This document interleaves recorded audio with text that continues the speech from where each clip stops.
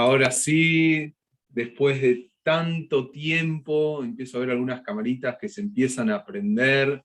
Los invito a aquellos que no la hayan encendido. Así nos volvemos a reencontrar después de tanto tiempo.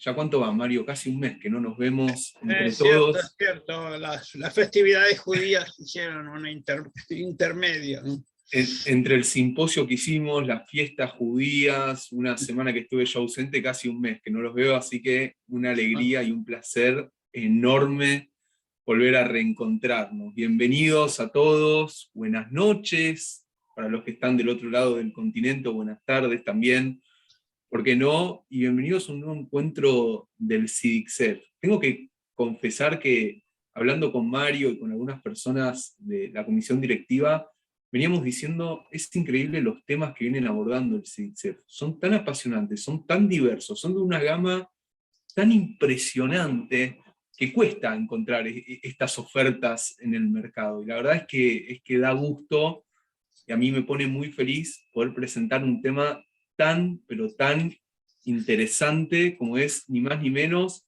que los increíbles viajes de Benjamín de Tudela por el mundo mediterráneo y países de Oriente Próximo, junto a un especialista, y por lo que estuve viendo, un amigo de la casa realmente, con José Ramón Magdalena, a quien le quiero dar la bienvenida, y en un ratito va a estar disertándonos a todos nosotros sobre este tema.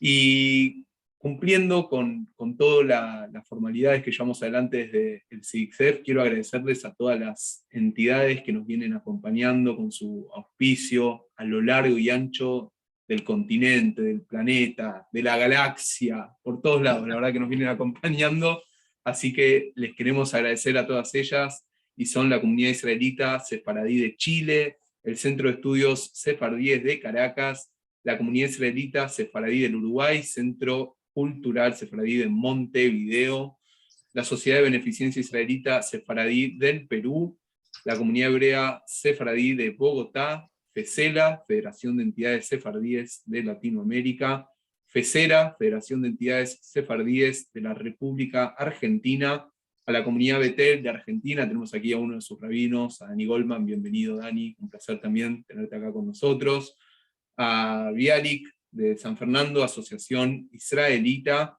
y a la comunidad marroquí, a Silva de Buenos Aires.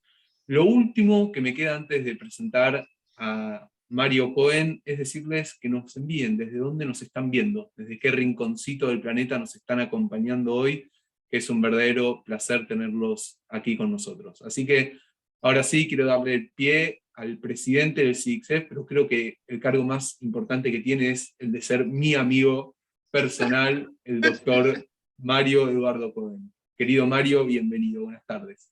Bueno, buenas tardes a todos, buenas tardes a los que nos siguen desde América, buenas noches a los que nos siguen desde Europa, Israel. Es un gusto volver a encontrarnos. Como siempre decimos, el mejor antídoto contra la pandemia es encontrarnos, es estar juntos, es compartir este placer intelectual de escuchar a grandes disertantes sobre temas que nos conciernen. Quiero antes, por una circunstancia bueno, que ha ocurrido hace muy poquito, falleció nuestro colaborador recientemente, Natalio Arbize, que trabajó con CIDICSEF y FESELA durante muchos años. Que Dios lo tenga entre los justos de Israel. Nuestro recuerdo a quien fue colaborador nuestro. Y queríamos también dedicarle esta actividad a otro fallecido hace muchos años, Mauricio Stamati, que él nos introdujo al tema bueno, de todas estas cosas de Benjamín de Tudela, los viajes de Benjamín de Tudela. Debemos recordar que Benjamín de Tudela fue el más famoso viajero judío de todos los tiempos. No hubo otro, en mi modesta opinión, y espero que José Ramón la comparta, no hubo otro en la historia del pueblo judío que haya hecho tremendo viaje. Debemos recordar que no había caminos, raramente había puentes, las calles eran extremadamente angostas, el que viajaba no tenía seguridad de volver, los ladrones cortaban los caminos, etcétera, etcétera. En esas circunstancias se aventuró un tal Benjamín de Tudela, y bueno, es justamente, yo diría, esto no es una opinión mía, el mayor especialista del mundo sobre este tema es José Ramón Magdalena, que Mondedeu, que es quien nos va a introducir al tema. Ante todo, un agradecimiento especial al rabino Danny Goldman, que nos hizo el contacto y nos unió con José Ramón Magdalena. Me mandaron un currículum de José Ramón Magdalena y tiene 28 páginas. Si yo leo las 28 páginas, me parece que se van a aburrir, pero en tres palabras, él es doctor en filosofía y letras, y como curiosidad les comento que su jefe de maestría fue nuestro amigo Fernando Díaz Esteban, que estuvo con nosotros hace unos años, gran persona. Es catedrático numerario de la Universidad de Barcelona, fue profesor del Departamento de Filología Semítica en la Facultad de Filosofía de dicha universidad. Interesante, se enorgullece de haber sido maestro de escuela primaria. Fue entre otros institutos, fue maestro del Colegio Sefaradí de Barcelona, desde el año 77 al 82. Bueno, ha publicado 50 libros y capítulos. En especial nos interesa la traducción que hizo del libro de viajes de Benjamín de Tudela, que es una versión castellana justamente de José Ramón, y introducción y notas. Ya tiene 3 reediciones, ¿sí? Decenas de artículos, en 40 comunicaciones y ponencias, cursos, conferencias, fundador de instituciones, director de varias tesis, en síntesis, un lujo, una autoridad mundial que está con nosotros, y nosotros somos profundamente agradecidos a sus conocimientos y a brindarlos para nosotros. Hoy nos va a hablar entonces de los increíbles viajes de Benjamín de Tudela por el mundo mediterráneo y países del Oriente Próximo. Les recordamos a todos que pueden hacer por escrito las preguntas y decirnos de dónde nos están viendo, que nosotros los vamos a tener en cuenta. Entonces, José Ramón, te escuchamos. Nosotros estamos a tu disposición a partir de ahora. Gracias, 1000 gracias, 1.000.000 de gracias. Kol hakavod. Gracias. Adelante.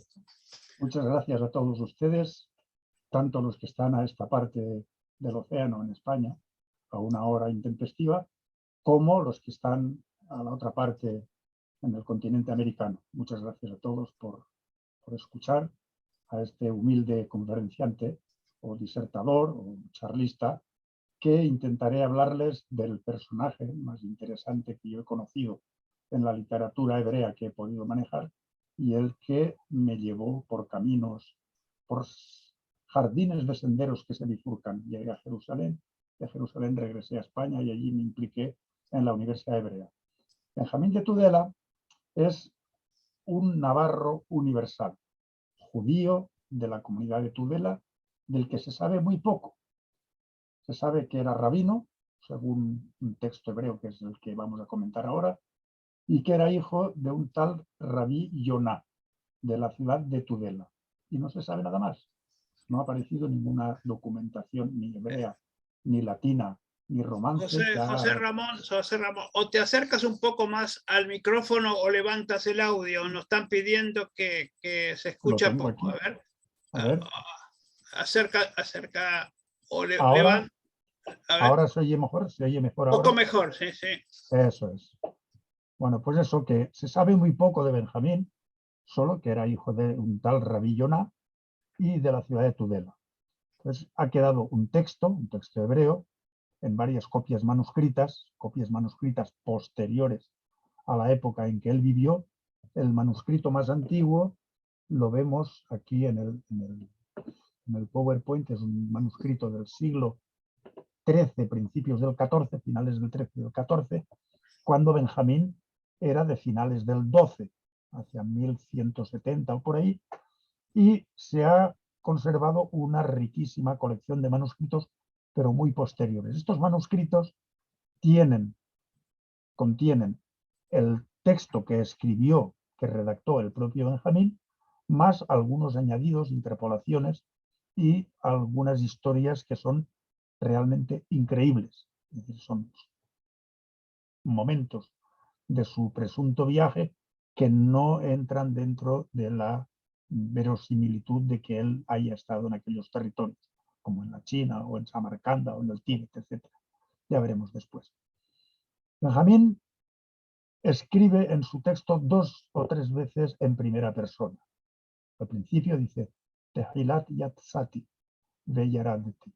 Primero salí y después bajé por el río Ebro, y empieza ya el relato de su itinerario. Es un reguero, es un racimo de pequeñas comunidades judías hasta llegar a las importantes, y a través de esa estructura, de esa red de comunidades judías, él va explicando lo que ve, lo que curiosea, lo que le llama la atención, y va citando todo tipo de informaciones de corte demográfico, los nombres de los rabinos importantes de cada comunidad, las curiosidades arquitectónicas, los monumentos, las autoridades cristianas o musulmanas, el carácter de las gentes, etc.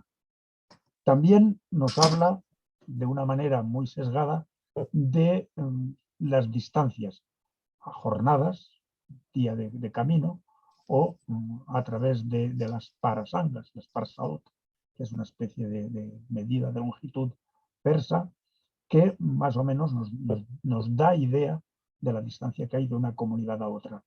Hemos de considerar que en el siglo XII, el mundo político del Mediterráneo, tanto el Mediterráneo cristiano como el Mediterráneo islámico, estaba muy fragmentado, y había grandes dificultades para poder pasar de un lugar a otro, teniendo en cuenta que en aquella época el pasaporte de una persona era su religión. Eso nos lo explicaba el profesor Weinert en Jerusalén. El darcón, el pasaporte, el laissez-passer de una persona era su condición religiosa. Por un territorio cristiano, los cristianos tenían el paso más o menos franco. En un territorio islámico, los musulmanes tenían el paso más o menos permitido. Pero cuidado, los judíos tenían siempre que pagar el correspondiente cofre, el soborno correspondiente, por su condición de un pueblo que no tenía soberanía política. Los judíos vivían en... Perdón, José Ramón, te vuelven a pedir que levantes la audición, levantes el volumen de lo que estás hablando. A ver. Lo tengo al máximo. Bueno. ¿Ahora? Ahora, mejor, es mejor. ¿O ahora? ¿Cómo se oye mejor? Quizá tu voz levanta un poquito de tu tono de voz. A ver si puedo, porque también esa es otra. Bien. Ahora ¿Quieres que ponga el PowerPoint? Cuando tú me dices, ponemos el PowerPoint. Bueno, bien. Puedes poner la primera, el slide número 1. Correcto. Que se ve el itinerario, el presunto itinerario de Benjamín. Perfecto. Ahora, a ver. En un minuto.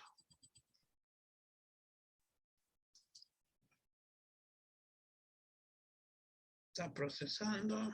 Vaya. Demora un poquito. Ahora, listo, ya está en. Este mapa da una idea de la parte norte de este Mediterráneo. Son territorios cristianos católicos a la izquierda, luego el Imperio Bizantino Ortodoxo a la derecha, y por la parte sur, norte de África y Oriente Próximo, excepto la Tierra Santa, Eretz Israel, que está en poder de los cruzados, es el reino latino de Jerusalén, el resto son territorios islámicos. Pues por todos estos ámbitos políticos y geográficos se mueve como pez en el agua, pagando el correspondiente soborno, hay que decirlo, don Benjamín Bar Yonah Mitudela. Volviendo a los manuscritos, hay muchos manuscritos, pero son todos tardíos. Incluso los hay del siglo XVIII, de Yemen, lo cual indica que tuvo un impacto bibliográfico importante. Seguramente era un libro que era muy pedido, muy codiciado, y se leía por las noches o por las tardes en las reuniones directamente en hebreo, tanto en Alemania como en Damasco, como en el Cairo, como en Italia, como en la península ibérica. Fue una especie de bestseller, diríamos. Lo que pasa que no nos ha llegado el texto original de puño y letra de Benjamín. Ya digo, es un texto que tiene interpolaciones, tiene una introducción de un prologuista anónimo que explica más o menos quién era Benjamín, un hombre que fue, regresó y que vio cosas maravillosas y las consignó en su libro. Entonces empieza en primera persona, Tehilat Yatzati.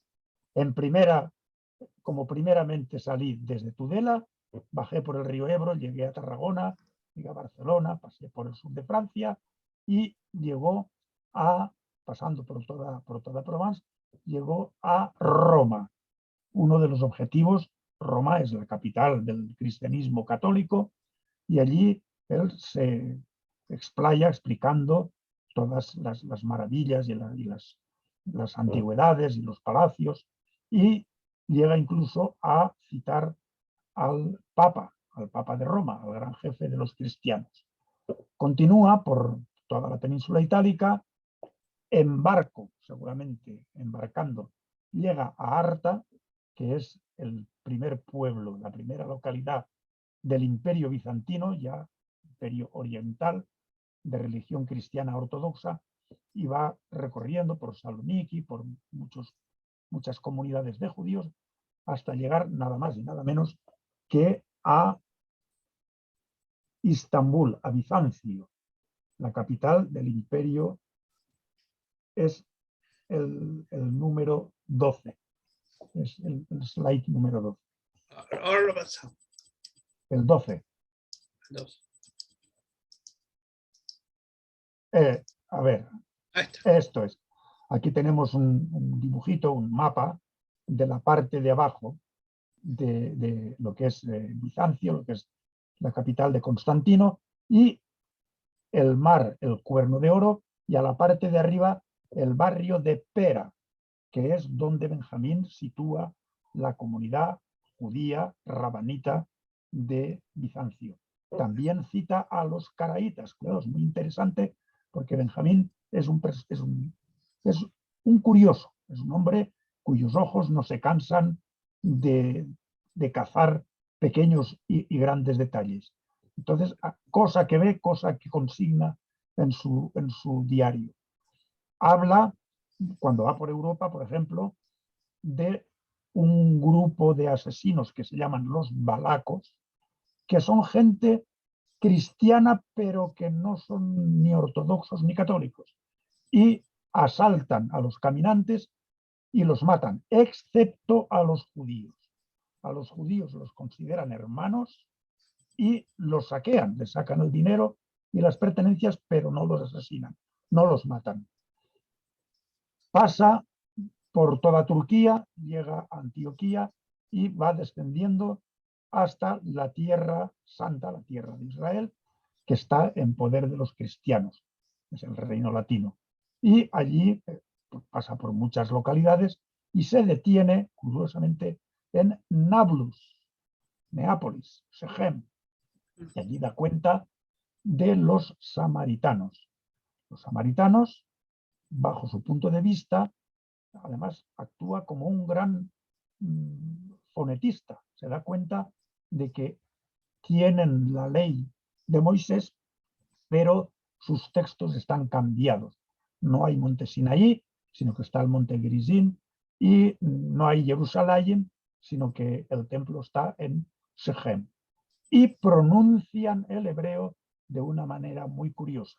No pronuncian las guturales.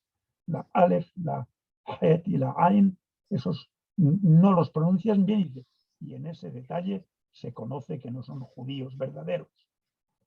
Sigue bajando hasta Jerusalén.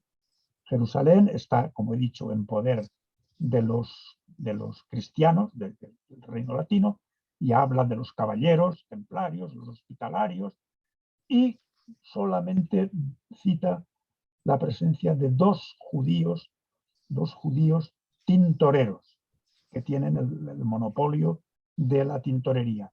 La comunidad judía en aquella época estaba prácticamente disuelta y había unos pocos judíos pululando por la ciudad, entre ellos dos tintoreros. Pasa por el Kotel Ma'araví, donde escribe, y hay un texto muy largo donde explica el descubrimiento fortuito de la tumba de los reyes de Israel. Es un cuento maravilloso, es una especie de intrusión que hay allí, pero que vuelve a hablar en primera persona. Que toda esta aventura de estos dos obreros judíos que entraron en una cueva y descubrieron los sepulcros de los reyes, me lo contó a mí Siper Li, me lo contó el rabino al-Constantini y tal y tal. Después el texto sigue otra vez su estilo neutro, plano, sí, muy, muy descriptivo, y continúa hacia otras latitudes. Estuvo en Siria, estuvo en Damasco, y sigue por citando los manantiales y las maravillas. En fin, esto sería largo leer. Tengo aquí toda una serie de anotaciones, pero sería muy largo. Entonces, Benjamín continúa por el río Tigris arriba hasta que llega y conecta con el que yo creo que es su gran objetivo, que es la gran capital califal, Bagdad. Bagdad, ahí se entretiene y se detiene mucho tiempo ahí. Hay un plano antes, un poco antes de esto. Aquí es una idealización del ensanche circular de la ciudad de Bagdad en el río Tigris, y Benjamín se detiene porque, claro, allí está nada más y nada menos que el califa, el jalifa, el que sustituye al profeta. Dice que es un señor que sabe la ley de Moisés, sabe la Torá, es un hombre culto, está recluido en su palacio y que sale de cuando en cuando a que lo vea el pueblo, para que vea, es amigo de los judíos, protege a los judíos, y entonces hace una relación del exilarca, del Rosh Agolá, del gran jefe de todos los judíos orientales, y de las academias y de los grandes sabios que regentan estas academias. En fin, que hay una descripción tremenda, la que hace, muy pormenorizada, de esta gran ciudad, donde seguramente él también recabaría cartas de recomendación del exilarca, del Rosh Agolá, de sus amigos los rabinos, para poder continuar luego sus viajes por estos territorios califales. Habla también, en algún momento, su ojo despierto ve unas ruinas que él interpreta como Migdal Babel, como la Torre de Babel. Es una zigurat, es un sepulcro escalonado que hemos visto antes en este. Esto ya no está así, esto es un dibujo también recreando esta pirámide, este escalonamiento de construcciones que es zigurat en Mesopotamia. Entonces Benjamín de Tudela cree que eso era la Torre de Babel, y como Torre de Babel lo deja. Continuando por el río llega a la tumba del profeta Ezequiel, y también la describe. En fin, que pasa bastante tiempo asentado en Babel, en lo que es hoy Irak, lo que es Bagdad, la gran capital. Continúa su viaje, seguramente llega a Basora, en el Golfo Pérsico-Arábigo. Allí debió escuchar muchas fantasías y muchas historias que quedan reflejadas en el Sefer Maschot, en el libro de viajes. Habla, por ejemplo, de islas que hay por el Océano Índico, habla de judíos negros que no conocen muy bien el Talmud, habla de la pesca de las perlas, de la pimienta, de los posibles negocios que se pueden hacer, en fin, que habla también de los adoradores del fuego. Es una especie de una personalidad poliédrica, se interesa por todo y todo lo anota en su cuadernillo. Tanto es así que se le considera el primer demógrafo, porque allá por donde va dice, hay tantos judíos, bueno, tantos a ojo de buen cubero, vete tú a saber si había 50.000 o 5.000, pero por lo menos hay un intento de marcar cantidades. También se fija, como he dicho antes, en monumentos arqueológicos, tiene una buena intuición como prospector arqueológico. Se fija, como hemos visto de la tumba de Ezequiel, de la ciudad que él considera la Torre de Babel. Continúa desde Basora, habla también de Arabia, habla de los judíos indómitos, los judíos salvajes de Heibar, que son judíos que no tienen, que no pesa sobre ellos el yugo de musulmanes ni cristianos, que son soberanos, que son libres y que están en guerra constante con unos y con otros. Esto seguramente lo debió escuchar, lo debió anotar cuando estuvo en el puerto de Basra. Sea como fuere, Benjamín aparece por Egipto, por el norte de África, y tiene una magnífica descripción del Cairo, de Fustat, la ciudad antigua, de las pirámides, del río Nilo.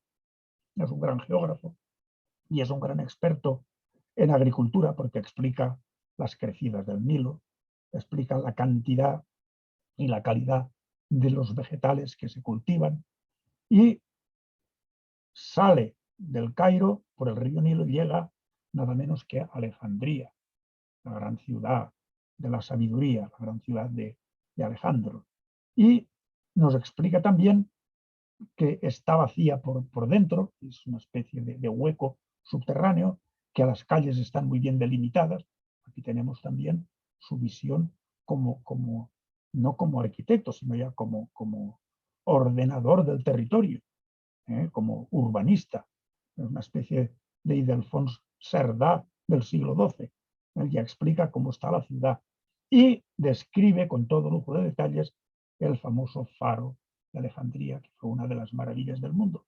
Y explica también cómo unos viajeros griegos emborrachan al farero y rompen el espejo que permitía vislumbrar y detectar la presencia de naves extranjeras hostiles que pudiesen venir a la ciudad de Alejandría. De Alejandría se embarca, está claro como el agua que él va por vía marítima, hasta que su relato nos lo lleva a la isla de Sicilia. Cruza todo el Mediterráneo en diagonal hacia occidente, llega a Sicilia, describe Palermo e incluso llega a Trapani, a la ciudad de Trapani, donde, bueno, claro, en Palermo nos describe los palacios de los reyes normandos. Tenemos una fotografía que yo era de un lujo desorbitado. Llega a Trapani, la ciudad más occidental de la isla, donde hace el elogio al marján, al coral. Coral de Trapani, precisamente, eran los pescadores catalanes los que iban con sus anclas y con sus hierros a sacar los bancos de coral de Trapani para luego distribuirlo por Sicilia, por Italia, por Marsella y por Cataluña para este lucrativo negocio. Ahí ya tenemos otro inicio de los viajes imposibles o increíbles.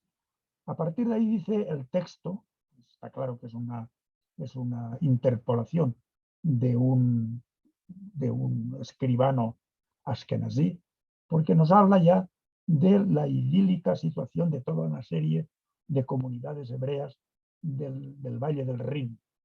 Son todos nombres germánicos y hay mucha fantasía morisca distribuida por ahí. Habla también de Ucrania, de Rusia, de territorios orientales. Dice allí hace tanto frío que a la gente les cae la punta de la nariz. De tanto frío que hace, se les rompe y les cae la punta de la nariz. Todo eso seguramente también lo debieron incluir como cuentos legendarios, fantasías que anotó este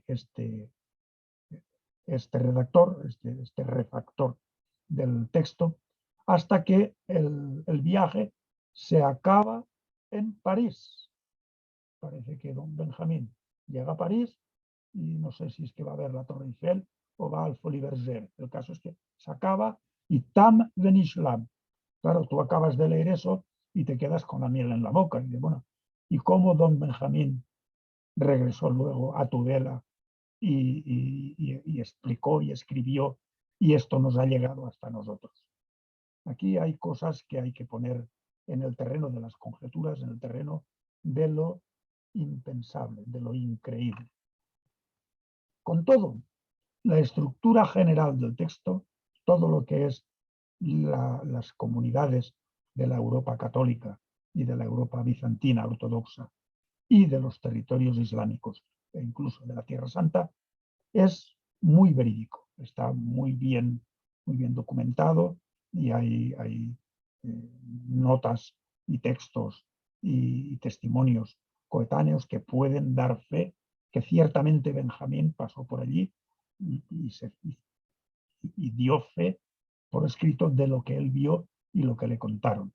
Ahora bien, ya las historias del lejano oriente, de la China incluso, se habla de la China y se habla de un pájaro mítico, el grifo, etcétera. Todo eso entra ya en el terreno de la fantasía. Bueno, este texto, ¿cómo nos ha llegado a nosotros, a los europeos, a los que no sabemos hebreo? Bueno, pues porque un hebraísta español del siglo XVI, don Benito Arias Montano,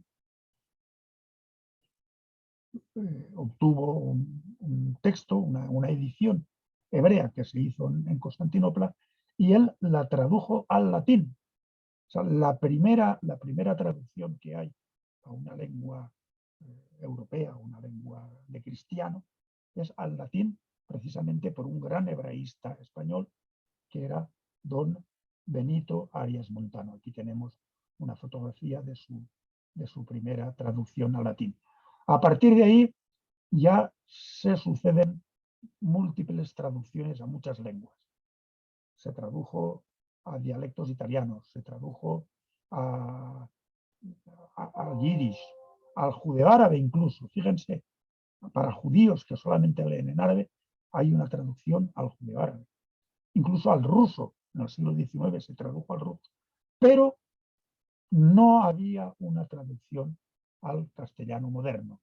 Esta traducción se debe a un hebraísta y romanista catalán, don Ignacio Agustín González Llobera, que aquí tenemos la edición de los viajes de Benjamín de Tudela, basada en una edición de un rabino alemán, tal Asher Ashkenazi, y es la primera traducción que se tiene con notas muy buenas de este texto al castellano, al español moderno. En el año 82, un gran amigo mío, don Rafael Vázquez, que entonces era propietario de una pequeña, una modesta editorial de judaico-hebraica, me incitó a que yo atacase el Benjamín. Dije, hombre, pero es que eso ya lo hizo González Llobera, es una cosa conocida. Dice, no. Dice, ahora han aparecido otras cosas, yo me fío de ti, y nada, que me hipnotizó y gracias a él entré a conocer a este Benjamín de Tudela, hice la traducción a través de la mejor edición crítica del texto hasta hoy, que es la de un rabino de Londres, Adler, y este utiliza otros manuscritos mucho más puros y más antiguos que los de Escher, y es una magnífica edición crítica con todas las variantes que hay en todos los manuscritos, y una traducción al inglés magnífica con muchas notas que me sirvieron de mucho, hay que reconocerlo. Bueno, entonces yo presenté mi traducción a través de la edición hebrea de Adler y salió en 1982 en esta colección de Río Piedras y de la Biblioteca Nueva Sefarad. Tuvo tanto éxito el librito que tuvo varias reediciones y así fue dando vueltas hasta que en 1994 el gobierno de Navarra publicó una edición facsímil de la edición hebrea de Adler, mi traducción castellana y una traducción al euskera, a la lengua vasca, pero no del hebreo, sino de mi traducción castellana. La hizo el profesor Quintana, un gran filólogo, vasquista, romanista, señor que tuvimos una reunión en Barcelona, recuerdo yo, me pidió permiso, digo, no, claro, eso está a disposición de quien quiera, todo lo que sea dar a conocer a Benjamín de Tudela, pues miel sobre hojuelas. Entonces, el doctor Quintana tradujo mi versión castellana del Sefer Masaot y se editó esta trilogía, texto hebreo de Adler, traducción mía y traducción de mi traducción al euskera del profesor Quintana.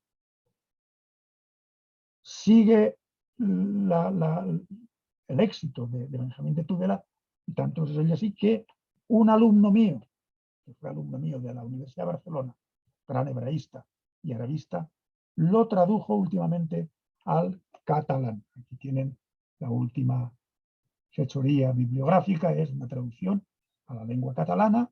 Ya tenemos el Benjamín de Tudela traducido al catalán con una buena introducción y con más aportaciones bibliográficas, y eso enriquece más si cabe el impacto que este judío tudelano del siglo XII ha tenido en este mundo. Ya digo, es un judío universal, un navarro judío universal. De Benjamín se han dicho muchas cosas y se ha escrito mucho, mucho y bueno, y también algo de malo.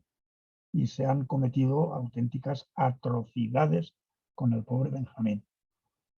La última, y esto no lo puedo dejar yo en el tintero y aprovecho este impacto mundial que tiene esta charla mía, fue perpetrado por el gobierno de Navarra, lo digo aquí, estoy en Huétor Vega, Granada, que vengan a buscarme si quieren, que tendremos una buena conversación.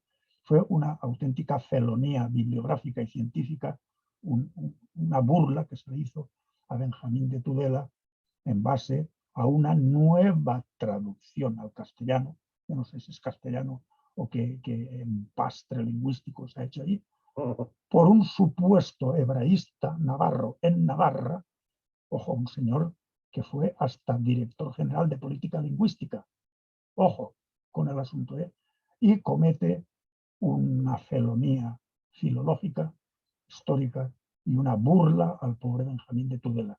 O sea, eso es del 2015, cuidado, y uno está en un país libre y puede escribir lo que le dé la gana, pero que se lo pague de su bolsillo, no de dineros públicos, porque esto se publicó y se ha vendido a través de los servicios de publicaciones de una comunidad foral autónoma de España con dineros públicos, y es una auténtica barrabasada filológica, histórica, y es una auténtica burla al pobre Benjamín de Tudela. Esto que quede claro y que quede en público. Es decir, que uno se puede encontrar de todo. En la bibliografía hay traducciones y hay estudios más o menos acertados, más o menos bien estructurados, más de divulgación, perfecto, pero con dinero privado. Ahora, con dinero público, cometer semejante barbaridad, eso es lo que a mí me indignó. Tengo toda una serie de barbaridades, tengo esa bazofia bibliográfica, la tengo yo pasada por mi criba crítica, y tengo todas las barbaridades que incluso la ortografía castellana está mal, es una cosa que da grima verlo. Y si alguien desea, yo estoy dispuesto a pasarles toda esa información, que por cierto les escribí al servicio de publicaciones y me contestaron de una manera muy esquiva y ya no han querido saber nada más.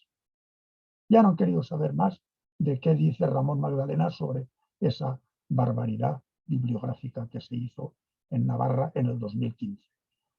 Es decir, Benjamín es un personaje que ha traído la atención a muchos investigadores, se ha traducido, ya digo, a muchas lenguas, tengo una relación. Y hablando de fechorías, yo también soy autor de una fechoría de Benjamín de Tudela. Lo confieso ahora y además lo tengo a disposición de quien quiera. Yo me he permitido el lujo de recomponer, de inventarme el viaje final de Benjamín de Tudela desde Trapani, así como los manuscritos lo mandan por Italia hacia el río Rin y hacia París.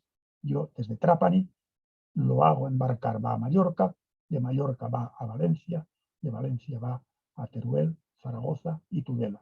Está todo el texto hebreo redactado por mí, la traducción anotada, todo en una fantasía literario-filológica, pero que es la restitución que hace este humilde servidor al pobre Benjamín de Tudela por el aprecio y por el amor que le tengo yo a este viajero, a este aventurero, a este sabio y a este gran humanista que fue Benjamín de Tudela a finales, la segunda mitad finales del siglo XII. En fin, podríamos estar hablando, como hemos dicho antes, horas y horas y horas. Son ya las 12 menos 10, o sea, me quedan 10 minutos.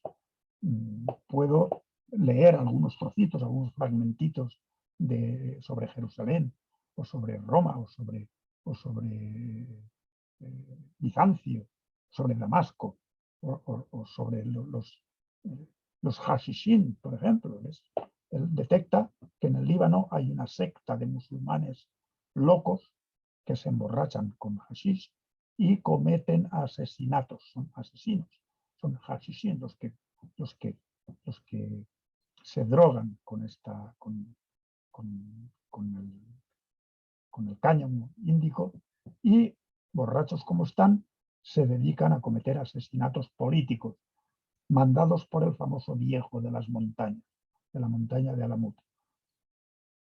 Como antropólogo, pues es interesantísimo el libro de Benjamín. Habla, ya he dicho antes, los balacos, aquellos que asesinan a los caminantes, excepto a los judíos. Habla también de los drusos que hay entre Líbano y Tierra de Israel, y explica un poco cuál es su manera de entender la vida, entender la religión, entender las creencias. Habla también de los cristianos que hay en Jerusalén, todas las sectas cristianas que hay en la Jerusalén de los latinos, Jerusalén de los cristianos. Y los musulmanes, cuando está en el Cairo, también se da cuenta de las dos comunidades de judíos rabanitas que hay, los iraquíes, los samíen, los que llevan el ritual de Irak, con los que llevan el ritual de Siria. Unos leen la Torá en un año, otros leen la Torá en 3 años. Y lo explica. También habla de los caraítas y las relaciones que hay entre unos y otros. En fin, que no se deja en el tintero el detalle. Habla de los vidrieros de Tiro, en el Líbano. Mi padre era vidriero, era soplador de vidrios, es decir, que algo le debe a estos fenicios de aquí de Tiro y Sidón. Pues Benjamín pasa y se fija en los hornos de vidrio y cómo los artesanos vidrieros soplan el vidrio y hacen maravillas con el vidrio. O se fija en los sederos y tintoreros en Saloniki de seda, los sederos. Es decir, que es un hombre que tiene una sensibilidad por los negocios, por las artesanías, por el comercio, por la demografía, por la geografía, por la climatología, por el urbanismo, por la arqueología. Se puede extraer de este libro gran cantidad de información y siempre será una fuente de datos importante y un placer leerlo. Se puede leer en hebreo, mejor. Y si no, pues hay muchas traducciones. Ya digo, hasta el judeo árabe. Falta una traducción al gallego. Hay traducciones al portugués, al checo, al alemán, al holandés. Había una traducción al castellano portugués de los conversos de Amberes a través de la traducción latina de Benito Arias Montano, por un judío sefardí, que tradujo del latín, no del hebreo, sino de la traducción latina, hizo una versión hispano-sefardí para consumo interno de los judíos que leían en letras latinas en Ámsterdam, los Países Bajos. En fin, José Ramón, si dime. quieres, hay varias preguntas interesantes que te parece que puedo preguntar. Sí, adelante. Ya tuvimos más de 60 personas interesadas, muchas de Europa, muchas de América Latina. Bienvenidos todos. Una pregunta.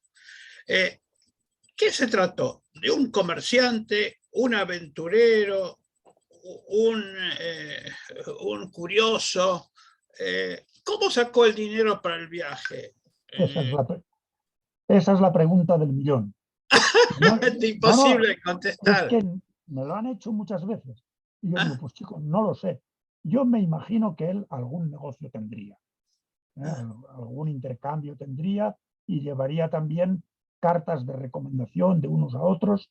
Déjenle pasar, lo dejan dormir en el English y le dan la sopa boba allá donde vaya, Caser la Madrid. Pero algún negocio debería llevar entre manos para poder sufragar todos los gastos de un viaje de varios meses y varios años, y en latitudes muy distintas, con regímenes políticos muy complicados y con monedas muy diversas, con los cambios de monedas muy problemáticos.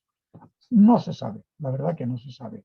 Ni hay, algunas veces hace alusión a ciertas monedas de oro, en alguna de las historietas que nos cuenta de David Alroy, por ejemplo, y por matar a su padre cobró tantos miles de monedas amiríes de oro. Bueno, pero no habla de cambios de moneda, ni habla tampoco directamente de negocios. Se ha supuesto que era interesado en el comercio. Bueno, ¿por qué no? Pero también era un aventurero. ¿Por qué no? Claro que era un aventurero. Se jugó la vida. Y hay otro punto de vista, y esto me lo comentó un compañero mío de Jerusalén, dice, rumano, un judío rumano, dice, ¿no podría ser que Benjamín está escribiendo una obra apologética? El Sefer Masaot explica la situación de los judíos en todos estos territorios y de cuando en cuando nos habla de judíos libres, los judíos árabes, estos salvajes, los judíos de Jaibar, los judíos que no, sobre los que no pesa yugo ni de musulmanes ni de cristianos. Que está buscando nuevos lugares de acogida en caso de tener que salir a escape de Sefarad. Tampoco se puede menoscabar y dejar de lado esta posibilidad. Lo que sí era un personaje curioso, culto y que no se dejaba en el tintero cosa que veía y cosa que encontraba interesante. Y desde luego la pesca y la cacería que hace Benjamín en su Sefer Masaot es de primera magnitud. Es un libro muy cargado de informaciones, de un estilo hebreo a lo mejor un poco plano, de encefalograma plano, muy descriptivo, excepto las 2 o 3 veces que habla en primera persona, y con algunos materiales, he dicho, legendarios, o que se los ha intercalado el último redactor, el último compositor, para que circulase en forma manuscrita. Pero vamos, es un libro cuya lectura yo recomiendo No que vayan a comprar mi libro, debe estar agotado, pero si lo encuentran por ahí, por las bibliotecas, échenle un vistazo o en la traducción que sea, porque es un libro verdaderamente que entusiasma su lectura. Un libro que vas de sorpresa en sorpresa y de hallazgo en hallazgo. Es un libro recomendadísimo para el que quiera saber algo del mundo del siglo XII, del mundo mediterráneo, del Próximo Oriente. También hay que decir... Dos preguntitas más, si sos tan amable. ¿El libro no está en Amazon para que lo puedan comprar la gente? Pues no lo sé. No lo sabe. No tengo otra pregunta, dice, ¿por qué lo nombra? Un momento. Hay una nueva edición del que el que compró la editorial Nueva Sefarad. Esto está en Zaragoza. Es Libros Certeza. Si buscan certeza por internet aparecerá, y este es un editor que tiene mucha producción de hebraico-judaica, pero en traducción española. Tiene cosa de hebraica y tiene mucho de judaica, se llama Certeza. Certeza, ok. Otra pregunta corta. ¿Por qué no nombra a Maimónides pasando por Fostat? Claro, no lo nombra, y ahí viene la segunda parte. En mi reconstrucción falsa, es decir, inventada, sofisticada por Ramón Magdalena, le hago llegar a Fostat. Sí, claro. Y ya que me lo preguntan, les voy a leer el trocito. Esto está en este librillo que se llama El incunable preñado. El viaje de 2 libros de viajes. Esto es todo fantasía de Ramón Magdalena. Y al final meto el paquete, el morcillón en hebreo, con su traducción, con sus notas. Hombre, en la comunidad judía de Teruel cito a mi amigo Yom Tov Asís como Hassan. Es decir, que me he pegado el lujo de citar amigos míos dentro del texto. Sí. Cuando habla del Cairo, tal y cual, dice tal y cual. Entonces, él es el jefe de todas las comunidades, el Nagib de Egipto.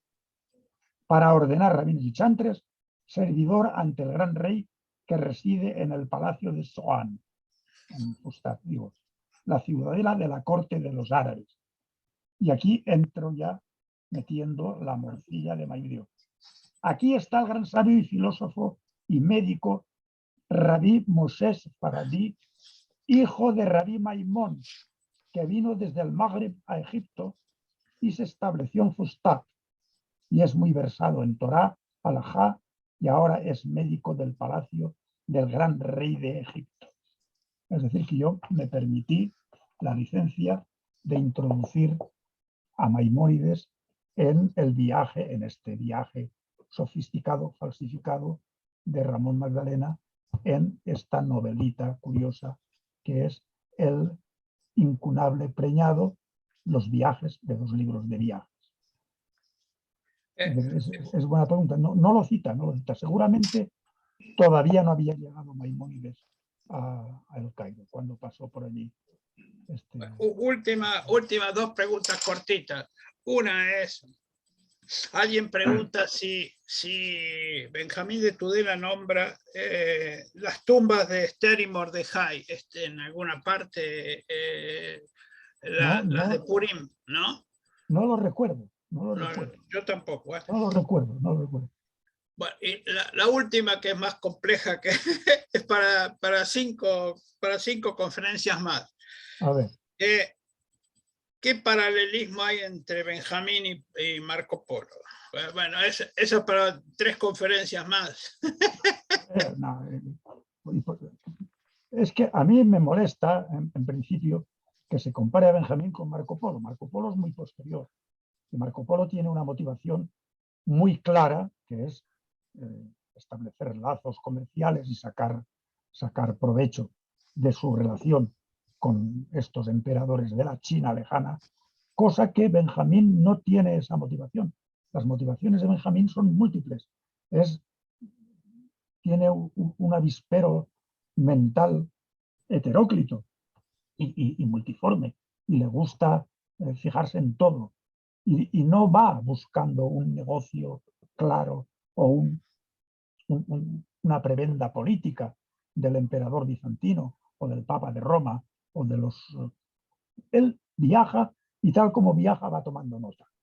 Va tomando nota y ahí hay una parte, que esto sí que yo lo tengo a veces considerado, que hay un aroma, un perfume de apologeta. Es decir, aquí los judíos viven bien, allá los judíos no viven tan bien, aquí los fastidian, allá se puede uno asentar, se podría prosperar, cosa que no es lo que persigue este famoso Marco Polo. Marco Polo es un cristiano que los italianos que le den bolilla y que le hagan toda la publicidad que quieran. A mí me interesa mi amigo Benjamín de Tudela. Si algún día llegamos al más allá, yo me sentaré en su tertulia y estaremos siglos y siglos hablando y comentando su famoso Sefer Masot. Tanto es así de famoso que en Jerusalén tiene la famosa calle Binyamin Mitudela. En el barrio de Rehavia, barrio populoso y bonito de Jerusalén, hay una avenida larga y aparece el escudo de Tudela y en letras hebreas y en letras latinas, Rehov Binyamin Mitudela. Tanto es así que los habitantes de Jerusalén ya no dicen Binyamin Mitudela. ¿Dónde vives? Mitudela. ¿A dónde vas? A Mitudela. Coges el taxi. Mitudela 24. Ya no saben qué referencia es Mitudela. Sin embargo, está la fotografía y está el cartelón de cerámica del escudo de armas de la muy noble y muy leal ciudad de Tudela, con sus 3 torres, el río, etc.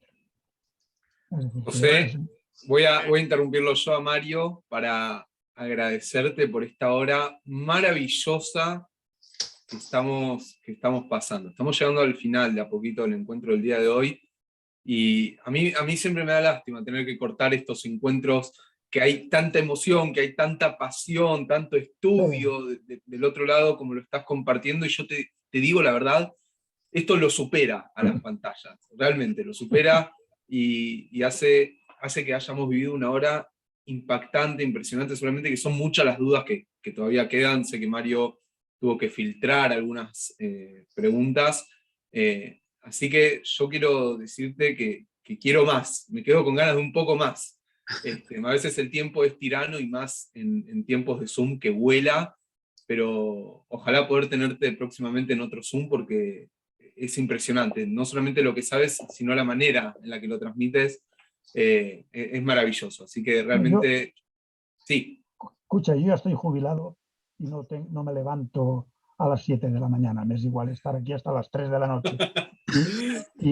Y tengo verso para largo, soy peligroso en ese aspecto. No, todo menos peligroso, realmente es un placer y un honor escucharte. Y lo veo reflejado, por ejemplo, en la sonrisa de Dani. Lo veo a Dani Goldman con una sonrisa de oreja a oreja pintada, y a muchos de los que están acá, a Lidia, por ejemplo, también a Regina. Son muchas las personas que están felices de escucharte, así que agradecerte mucho por el tiempo que nos has brindado. Un beso a todos. Un cariño, un gran cariño, un beso grande para ti y para toda tu familia allí en España. Y permitime simplemente, a modo de cerrar, y antes de que Mario concluya con todo, decir que los vamos a estar esperando el miércoles 13 de octubre, desde las 18 horas de aquí de Argentina. Vamos a estar tratando un tema más que interesante nuevamente, que es ni más ni menos que la influencia del idioma hebreo sobre el castellano. Un tema que va a tener muchas aristas, y va a contar con la disertación de Álvaro López Asensio desde España, y también de Mario Eduardo Cohen aquí desde Argentina. Creo que no me queda ningún anuncio más, ¿no, Mario, por el día de hoy? Por ahora nada más. Bueno. Es un placer. Así que adelante con el cierre. Perdón, solo agradecimientos a toda la comisión directiva, a Ilan, a Dani que nos hizo el contacto, y especialmente a José Ramón Magdalena, un sabio, un conocedor, bueno, que nos ha brindado, nos ha regalado un paseo virtual al siglo XII, y hemos conocido una parte de la historia judía y de la historia universal. Gracias, mil gracias, los esperamos el próximo miércoles. Tenemos un nuevo amigo, y este nuevo amigo se llama José Ramón Magdalena. Gracias por todo lo que nos has brindado, somos totalmente agradecidos. Los esperamos entonces concretamente, aplaudimos para que él vea toda la gente aplaudiendo, están aplaudiendo los 60 personas. Y bueno, estamos en contacto. Esta es una relación que se inicia, no es la última. Gracias nuevamente, hasta el miércoles. Chao a todos.